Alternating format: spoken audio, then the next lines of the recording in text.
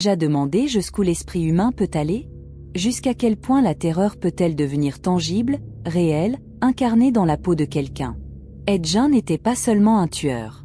Il était le visage de la folie, cousant ses propres démons dans des masques faits de chair humaine. Imaginez cela, une ferme isolée au milieu de Plainfield, là, à l'intérieur, des horreurs qui feraient paraître n'importe quel cauchemar comme un rêve doux. Maintenant, arrêtez-vous un instant. Comment vous sentiriez-vous en entrant dans un endroit où les murs portent l'odeur de la mort? Où les meubles sont faits de corps? Et le plus perturbant, quel genre d'esprit transforme la douleur en art grotesque? Ce qui s'est passé dans cette maison dépasse toute notion de folie. Chaque recoin de la ferme d'Ed Gein renferme un secret macabre, une pièce du puzzle de son esprit fragmenté. Vous voulez en savoir plus sur jusqu'où il a pu aller? Préparez-vous à découvrir les détails sombres de cette histoire, mais attention! Une fois que vous êtes entré, vous ne sortirez pas de la même manière. Si vous êtes arrivé jusqu'ici, c'est que des histoires sombres comme celle-ci éveillent votre curiosité.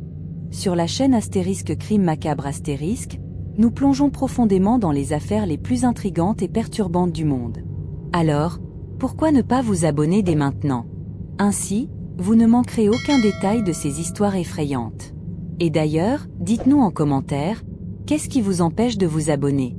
La vérité, c'est qu'en explorant ces mystères, vous deviendrez simplement plus conscient de ce qui se passe vraiment autour de nous.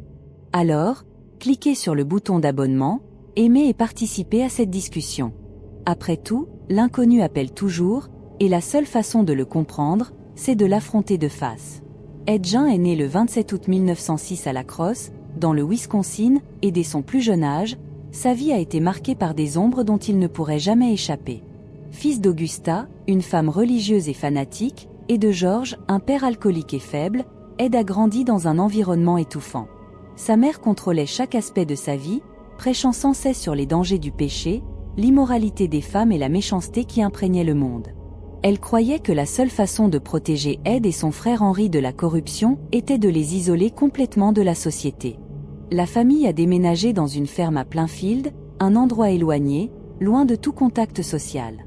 C'était le cadre parfait pour Augusta de modeler ses fils selon ses opinions distordues. Ed, en particulier, a absorbé ses enseignements plus que quiconque. Il l'idolâtrait, la voyait comme une sainte, la seule femme pure dans un monde rempli de pécheurs.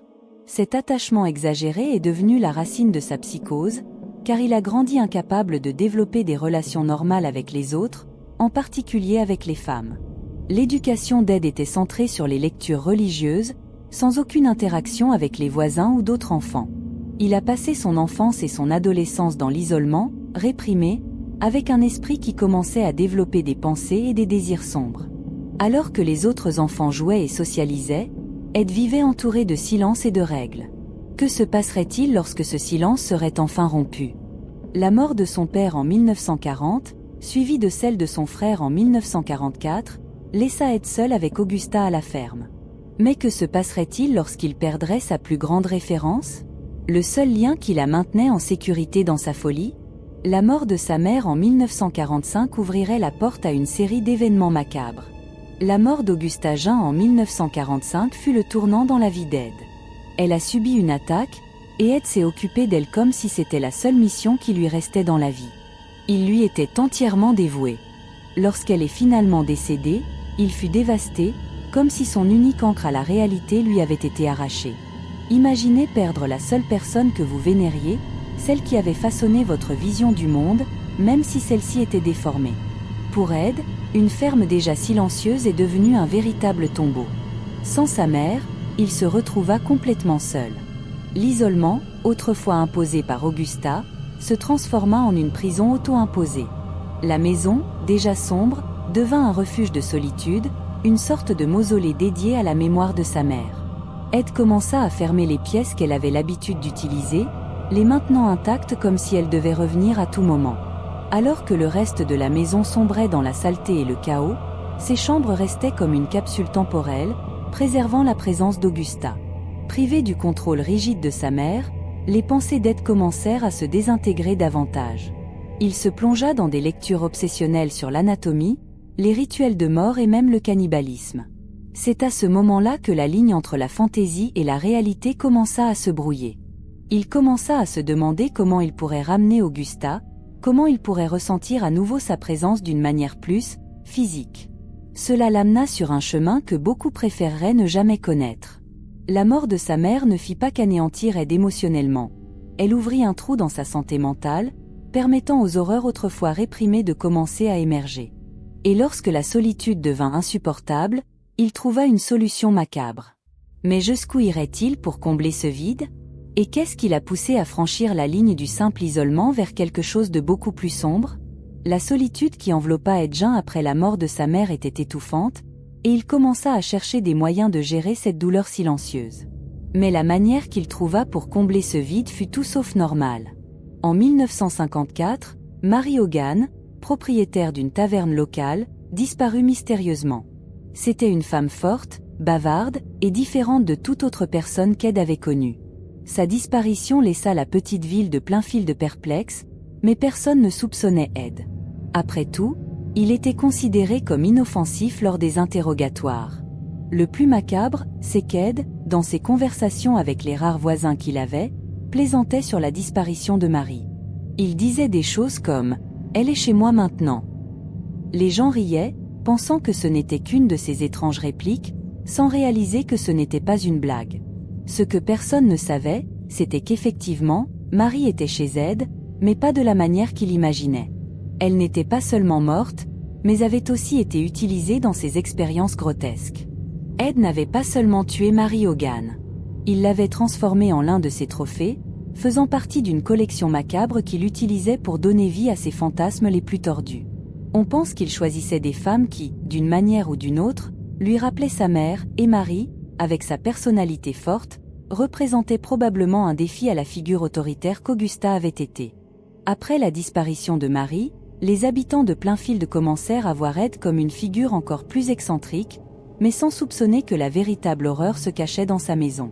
Il continua à vivre sa vie, isolé et tranquille, tandis que le secret le plus sombre de Plainfield se trouvait là, entre quatre murs. Mais la disparition de Mary Hogan n'était que le début. La véritable terreur n'apparut qu'avec la disparition de Bernice Worden, et cette fois, les soupçons se dirigèrent directement vers Ed Gein. En 1957, la paisible ville de Plainfield fut de nouveau secouée lorsque Bernice Worden, une commerçante locale, disparut sans laisser de traces. C'était un matin ordinaire de novembre lorsque Bernice ouvrit son magasin de quincaillerie, comme elle le faisait tous les jours. Mais cette fois, elle ne rentra jamais chez elle. Son fils, qui était également policier, trouva sa disparition étrange et décida de mener une enquête.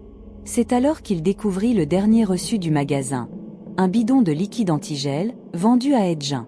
À ce stade, Ed était déjà perçu comme quelqu'un d'excentrique et de reclus, mais pas encore comme une menace réelle. Cependant, le lien direct avec la disparition de Bernice fit que la police suivit rapidement la piste jusqu'à la ferme de Gein.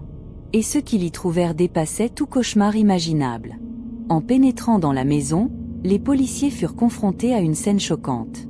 Dans l'atelier, le corps de Bernice Worden fut retrouvé dans un état qu'aucun être humain ne devrait subir. Ce qu'Ed lui avait fait dépasser de loin d'un crime ordinaire, révélant un esprit perturbé, sans limite dans la cruauté. Et ce n'était que la partie émergée de l'iceberg. En explorant le reste de la maison, les enquêteurs découvrirent que le cas de Bernice n'était pas isolé. La ferme était remplie de trophées fabriqués à partir de restes humains, non seulement de Bernice, mais aussi de plusieurs autres victimes. Ed avoua qu'il n'avait pas seulement tué, mais qu'il avait également exhumé des corps dans des cimetières locaux pour ses projets. Il révéla que tout cela était une tentative de se reconnecter avec sa mère, comme si chaque acte macabre était une manière de ramener Augusta. Mais qu'est-ce qui avait poussé Ed dans cette spirale d'horreur? Qu'est-ce qui, dans son esprit, avait transformé ses fantasmes dérangeants en réalité? Les réponses ne se trouvaient pas seulement dans ce que la police découvrit en fouillant la maison et le passé de Gein. Et ce qu'ils découvrirent transforma cette affaire en l'une des plus bizarres de l'histoire américaine. Lorsque la police entra dans la maison d'Ed Gein, ce qu'elle y trouva dépassa tout ce que quiconque aurait pu imaginer. La résidence, d'apparence simple à Plainfield, révéla un véritable scénario de terreur. La maison était un mélange de désordre et d'horreur, avec des piles d'ordures éparpillées dans les pièces et l'odeur de décomposition imprégnant l'air. Mais le plus troublant résidait dans les collections d'Ed, des œuvres qu'il avait créées à partir de restes humains, soigneusement conservés comme s'il s'agissait de trésors. Des murs décorés de crânes, des bols fabriqués à partir d'os, des meubles et des objets domestiques recouverts de peau humaine. Il y avait des masques qu'Ed avait créés à partir des visages de ses victimes, comme s'il essayait de revêtir leur identité. Il avait également confectionné des vêtements à partir de parties de corps, ce qui expliquait plus tard ses désirs sombres de se transformer en sa mère, Augusta. Chaque objet découvert révélait à quel point l'esprit d'Ed était tordu et jusqu'où il était allé dans ses fantasmes. Ce qui choqua le plus les enquêteurs, c'était l'idée que beaucoup de ces corps n'étaient pas des victimes de meurtres récents. Ed avoua qu'en plus des meurtres, il avait l'habitude d'exhumer des corps dans des cimetières locaux pour les utiliser dans ses créations. Son désir était de recréer la figure maternelle qu'il vénérait tant, mais d'une manière grotesque et déformée. Pour Ed, cela semblait être une façon de se reconnecter avec sa mère, comme s'il pouvait la ramener à travers ses actions. La petite ville de Plainfield, qui le voyait autrefois comme un excentrique, n'aurait jamais pu imaginer l'horreur qui se cachait dans la maison d'Ed Gein. La découverte choqua non seulement les habitants locaux, mais le monde entier, faisant de cette affaire l'une des plus sombres de l'histoire criminelle. Cependant, il y avait encore plus à révéler. Comment l'esprit d'Ed en était-il arrivé là? Qu'est-ce qui l'avait poussé à s'effondrer complètement? La réponse viendrait dans les jours qui suivirent, lorsqu'il fut enfin conduit en justice. Lorsqu'Ed Gein fut enfin arrêté et soumis à des évaluations, les experts se retrouvèrent face à une énigme. L'esprit d'Ed n'était pas simplement confus. C'était un labyrinthe de troubles psychologiques et de traumatismes profonds. On diagnostiqua chez lui une schizophrénie, mais ce n'était que la partie émergée de l'iceberg. Les psychologues et les psychiatres cherchaient à comprendre comment une personne pouvait en arriver à commettre de telles atrocités, et la réponse résidait dans un passé marqué par l'isolement et une éducation extrêmement oppressive. Dès son plus jeune âge, Ed fut entouré par une mère dominante et extrêmement religieuse, qui lui inculqua que le monde était un lieu de péché et de mal. Cette vision déformée du monde extérieur, combinée à un isolement total de la société, créa un esprit incapable de distinguer clairement la réalité des délires. Augusta Gein, avec ses croyances extrêmes, façonna Ed de telle manière qu'il non seulement rejeta le monde extérieur à la ferme, mais développa aussi une relation obsessionnelle avec la mort et le corps humain. Sans sa mère, Ed se retrouva perdu dans sa propre réalité. Il commença à chercher un moyen de combler le vide laissé par elle, et c'est là qu'il se mit à s'engager dans des pratiques de plus en plus troublantes. Les objets qu'il créait à partir de restes humains n'étaient pas seulement une façon de maintenir une connexion avec sa mère décédée, mais aussi un reflet de son esprit fragmenté. Il voyait ces actes comme une manière de faire revivre sa mère de façon déformée, créant un espace où sa présence pouvait encore être ressentie, bien que d'une manière grotesque. Les spécialistes ont également noté qu'Ed ne semblait pas éprouver de véritable remords pour ce qu'il avait fait. Pour lui, tout semblait faire partie d'une réalité déformée, où ses actes représentaient une sorte de mission personnelle. Ce qui était le plus inquiétant, c'était que sa vision du monde était tellement manipulée par la figure maternelle qu'il ne pouvait pas percevoir la gravité de ses propres actions. Mais qu'est-ce qui a poussé Ed à agir de manière aussi extrême? Et comment est-il arrivé à cet état de déconnexion de la réalité? Ses réponses se trouvaient dans la façon dont il a été traité lors de son procès et dans les découvertes faites tout au long de la procédure. Ed Gein est sans aucun doute une figure qui donne des frissons. Mais la question qui demeure est, comment devons-nous le catégoriser? Était-il un nécrophile ou simplement un boucher? Bien que ses crimes aient été brutaux, sa complexité dépasse le simple titre d'assassin. Gein est devenu célèbre, non pas tant pour le nombre de victimes, on pense qu'il n'a tué que 2 personnes confirmées, mais pour ce qu'il a fait avec les corps, à la fois ceux de ses victimes et ceux qu'il déterrait dans les cimetières. Après la mort de sa mère, avec qui il avait une relation de dépendance et d'obéissance extrême, Gein a commencé à visiter des cimetières la nuit. Il déterrait des corps fraîchement enterrés, souvent des femmes qui lui rappelaient Augusta, et ramenait ces parties dans sa ferme. C'est là que les choses deviennent vraiment perturbantes. Gein transformait des parties des corps en objets. Il fabriquait des masques en peau humaine, des meubles recouverts de peau, et même des vêtements. Il avait une obsession de s'habiller comme sa mère, ou peut-être comme les femmes qu'il admirait, tentant de recréer une figure féminine dans sa vie. Cela pourrait être interprété comme un désir nécrophile, mais Gein a nié fermement tout intérêt sexuel pour les corps. Ce qu'il semblait rechercher, c'était une connexion, quelque chose qui lui donnait un sentiment de proximité, de contrôle ou même de substitution à la figure maternelle. D'un autre côté, Son traitement macabre des corps lui a également valu le surnom de boucher. Il dépeçait et utilisait les corps avec une froideur choquante, presque comme un boucher traitant de la viande, ce qui laisse en suspens la question de savoir si son comportement était motivé par une sorte de compulsion ou simplement par une bizarrerie pure. De nécrophile à boucher, peut-être que Jeun était un mélange terrifiant des deux. Ses actes défient les catégories habituelles, laissant à jamais une tache dans l'imaginaire populaire et inspirant de nombreuses histoires d'horreur. Cela nous amène au point suivant. Comment l'histoire de Jeun a-t-elle influencé le cinéma d'horreur et transformé ses atrocités en icônes culturelles qui perdurent encore aujourd'hui? Le procès d'Ed Gein fut l'un des événements les plus attendus et les plus choquants de l'époque. En 1957, lorsqu'il fut amené devant le tribunal, le monde entier attendait avec impatience de comprendre l'esprit derrière l'un des cas les plus horribles de l'histoire américaine. La salle d'audience était remplie de journalistes, de curieux et d'habitants de la ville, tous essayant de comprendre comment un homme apparemment normal avait pu commettre de telles atrocités. Ed fut accusé de meurtre, et le procès révéla des détails encore plus troublants sur sa vie et ses actions. Pendant le procès, les avocats de la défense soutinrent qu'Ed était mentalement incapable, affirmant qu'il n'avait pas pleinement conscience de ses actes en raison de son état mental. En revanche, le procureur souligna le fait qu'Ed, bien que perturbé, avait parfaitement conscience de ce qu'il faisait et devait donc être tenu responsable de ses crimes. Le tribunal a recueilli les témoignages d'experts qui ont décrit la gravité de la psychose d'Ed et comment son passé l'avait façonné.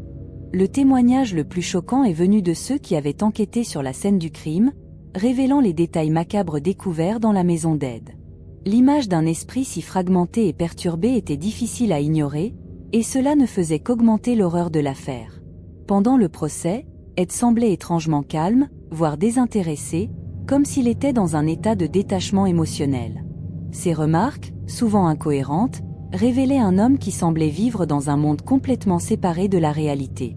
Le tribunal a tenté de comprendre s'il saisissait vraiment la gravité de ses actes, ou s'il vivait dans une réalité alternative créée par son esprit perturbé. Mais une question cruciale demeurait. Comment un homme peut-il franchir la ligne entre la santé mentale et la folie de manière aussi drastique? Le procès a pris du temps pour fournir toutes les réponses, et l'impact réel des crimes d'Ed Gein continuait de se dévoiler. À mesure que l'affaire progressait, une nouvelle question a surgi. Que se passerait-il pour Ed après le procès? Quel serait le destin final d'un homme si perturbé et marqué par ses propres horreurs? Et que restait-il à révéler sur la vie et les crimes d'Ed Gein?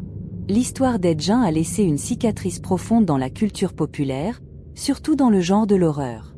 Ce qu'il a fait dans sa ferme isolée de Plainfield était si troublant qu'il est devenu une source inépuisable d'inspiration pour des livres, des films et des séries. Il semble que le boucher de Plainfield ait laissé un héritage sombre qui continue de hanter l'imaginaire collectif à ce jour. Pour commencer, Ed Gein a été la principale source d'inspiration pour certains des personnages les plus emblématiques du cinéma d'horreur. Le plus célèbre, sans aucun doute, est Norman Bates, du classique Psychose d'Alfred Hitchcock. La relation malsaine entre Bates et sa mère, son comportement isolé et les troubles mentaux qu'il subissait étaient tous inspirés par la vie de Gein. Et cela ne s'arrête pas là. Le personnage de Litterface, dans Massacre à la tronçonneuse, a également été basé sur lui, notamment dans l'utilisation macabre de la peau humaine pour fabriquer des masques et des vêtements. De même, le tristement célèbre Buffalo Bill, dans Le silence des agneaux, partage des traits avec Gein, avec son obsession de créer un coutume fait de peau. Mais l'impact culturel de Gein dépasse les films. Il incarne un mélange d'horreur et de curiosité morbide qui fascine le public. Sa figure est devenue un mythe, une légende urbaine qui dépasse la réalité pour devenir un archétype de monstre humain. Des livres, des documentaires et même des chansons ont été créés à son sujet, alimentant cette image. Il est intéressant de voir comment ces atrocités, aussi horribles soient-elles, continuent de captiver et d'influencer des générations de fans d'horreur. L'influence de Gein sur l'horreur a également soulevé des questions sur la fascination de la société pour les tueurs en série et le côté le plus sombre de l'esprit humain. Après tout, pourquoi sommes-nous si attirés par les histoires de personnes qui franchissent toutes les limites de la moralité? Peut-être est-ce la peur de l'inconnu, ou peut-être une tentative de comprendre ce qui se passe dans l'esprit de ces individus. Maintenant que son histoire est profondément ancrée dans l'horreur moderne, une question se pose. Comment la psychologie tente-t-elle d'expliquer les actions d'Ed Gein? Qu'est-ce qui pousse une personne à atteindre ce point? Ed Gein, l'homme dont la vie et les crimes terrifiants ont inspiré tant de personnages de films d'horreur, a passé ses derniers jours dans une tranquillité relative. Après son procès, il a été interné au Mendota Mental Health Institute, un établissement psychiatrique dans le Wisconsin, où il a vécu jusqu'à sa mort en 1984, à l'âge de 77 ans. Mais comment quelqu'un qui a causé tant de peur et de choc a-t-il pu finir sa vie de manière si silencieuse? Pendant son séjour dans l'institution, Jean était, en quelque sorte, considéré comme un patient modèle. Il se comportait bien, effectuait de petits travaux manuels et était décrit par le personnel comme un homme calme et poli, ce qui rend encore plus troublant de penser à ce qu'il avait été capable de faire à l'extérieur. Il n'a jamais exprimé de remords clairs pour ses crimes, et la santé mentale qui lui manquait lorsqu'il était libre semblait être, en partie, revenue sous traitement psychiatrique. Jean est mort d'une insuffisance respiratoire, une mort naturelle, mais la marque qu'il a laissée sur la culture populaire et l'imaginaire collectif reste vivante. Son nom est encore aujourd'hui évoqué chaque fois que l'on discute de l'esprit des tueurs ou de la terreur psychologique. Mais l'héritage d'Ed Gein va au-delà de ses crimes. Il a forcé la société à remettre en question la frontière entre folie et mal, et a ouvert des débats sur la manière de traiter les personnes mentalement instables qui commettent des atrocités. Ses restes ont été enterrés dans le même cimetière où il avait l'habitude de déterrer des cadavres, une sombre ironie du destin. Cependant, même après sa mort, Jean a continué à susciter la controverse. Sa pierre tombale a été vandalisée et finalement volée, avant d'être récupérée et conservée par la police. Aujourd'hui, la tombe d'Ed Gein n'a plus de pierre marquée, mais cela n'empêche pas les curieux et les passionnés d'histoires d'horreur de visiter l'endroit, attirés par le mythe qu'il est devenu. L'héritage d'Ed Gein transcende la réalité, le transformant en une figure qui, pour beaucoup, symbolise l'horreur dans sa forme la plus pure. Il est devenu une représentation de la folie humaine, immortalisée dans les films, les livres et la mémoire collective. Même après sa mort, son histoire continue de vivre et de hanter la culture populaire, un rappel troublant du côté le plus sombre de la nature humaine. Et vous, que pensez-vous de ce sombre cas d'Ed Gein? Avez-vous été choqué par les détails ou connaissiez-vous déjà cette histoire terrifiante? Dites-nous dans les commentaires. Et si vous aimez les histoires vraies de crimes effrayants, n'oubliez pas de vous abonner à la chaîne Crime Macabre et d'activer la cloche pour ne pas manquer nos prochaines vidéos. Il y a encore beaucoup de choses macabres et curieuses à venir. Merci beaucoup d'avoir regardé et d'être resté avec nous jusqu'à la fin. Venez découvrir d'autres histoires vraies qui vont vous donner des frissons ici sur Crime Macabre. À la prochaine vidéo.